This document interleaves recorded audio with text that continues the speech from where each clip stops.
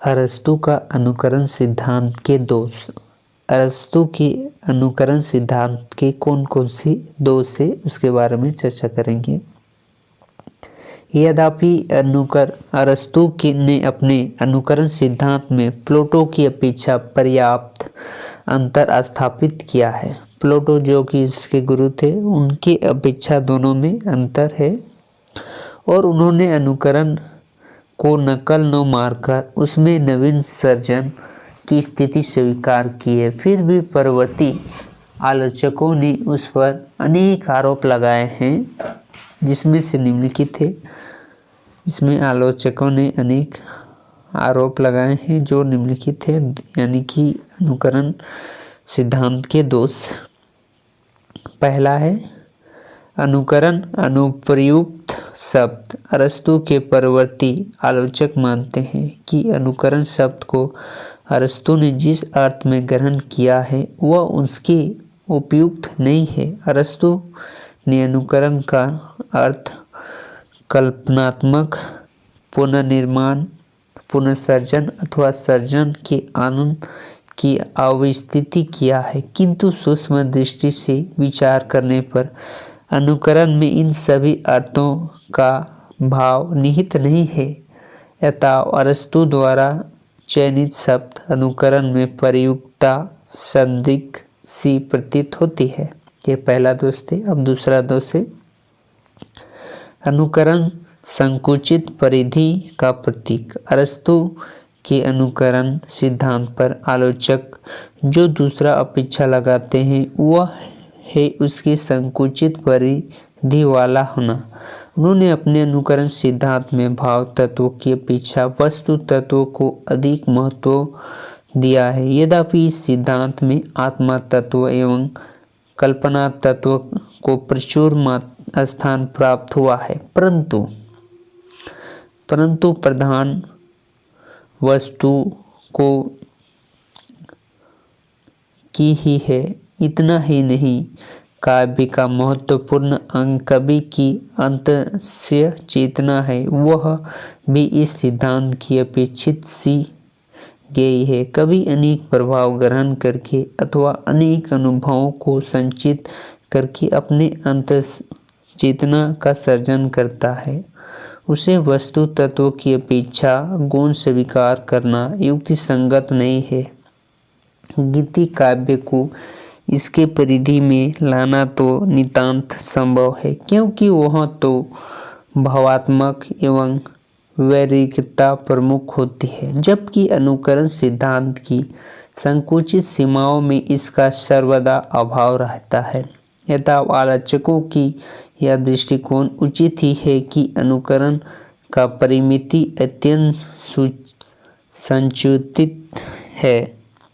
अरस्तु के अनुसार अनुकरण का समय, विषय, मात्रा जीवन की बहिरंग पक्ष ही नहीं है, अपूर्ति यह अंतरंग पक्ष को ही प्रधान दी गई है। अंतरंग पक्ष को प्रधानता देने में यह सिद्ध हो जाता है कि अनुकरण मात्रा यथार्थ का ही नहीं संभाव्य का भी किया जाता है। अरस्तु काव्य के लिए वस्तु जैसा है कि अपेक्षा कैसी होनी चाहिए, इस आदर्श पर अधिक बल देते हैं। यह सत्य है कि अरस्तु ने आत्म तत्व एवं कल्पना तत्व को स्वीकार करते हुए भी वस्तु तत्व पर अधिक बल दिया है।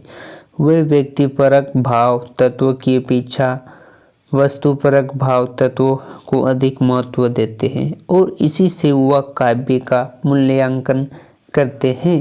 अरस्तु के भारतीय काव्यदाता डॉक्टर नगेंद्र ने अनुकरण सिद्धांत की सुस्पष्ट व्याख्या करते हुए कहा है, मिमेसिक का अर्थ इमिटेशन का अर्थ से इतना भिन्न नहीं है कि उसमें सर्जना का भी अंतर्भाव हो सकता है।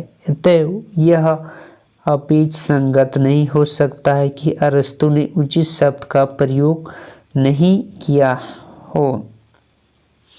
जो अर्थ उन्हें अनुकरण के भरना चाह है वह उनकी तात्पर्य के बाहर है।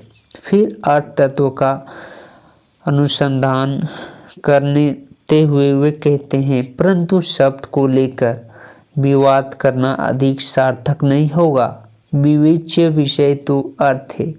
यह सिद्ध है कि अनुकरण का अर्थ यथार्थ प्रत्यकरण मात्र नहीं है, वह पुण्य सर्जन की ही पर्याप्त है और उसमें भाव तत्व एवं कल्पना तत्व का यथार्थ अंतर्भाव है।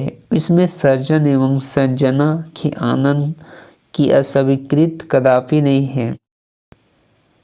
यद्यपि अरस्तु के अनुकरण सिद्धांत में अनेक आलोचक प्रत्यालोचक हुए हैं और विद्वान के विभिन्न प्रकार के मत स्थापित किए हैं, किंतु यह कहना समीचीन है कि अनेक नूतन अर्थों और उद्भावनाओं को लेकर शिव की अपेक्षा सौंदर्य पक्ष पर बल देने पर तथा काव्य को दार्शनिक एवं राजनीतिक के नीरस सिद्धांत एवं कठोर बंधनों से मुक्त करने पर जो भी अरस्तु काव्य की अंतरिक्त पक्ष की गहरे तक नहीं पहुंच पाया है। भारतीय काव्याचार्य ने अवस्था कृत्यनाट्यम कहकर अनुकरण सिद्धांत की ओर इंगित किया है, परंतु अरस्तु जहाँ प्रकृति के अनुकरण काव्य मानते हैं, वहीं भारतीय आचार्य काव्य को आत्मा की मीस मानते हैं। यही कारण है कि अपने संपूर्ण विवेचन में अरस्तु का दृष्टिकोण अभात्मक रहा है। ये थे अरस्तु के काव्य सिद्धांत के दोष। उनके काव्य सिद्धांत अनुकरण सिद्धांत में मुख्य दोष।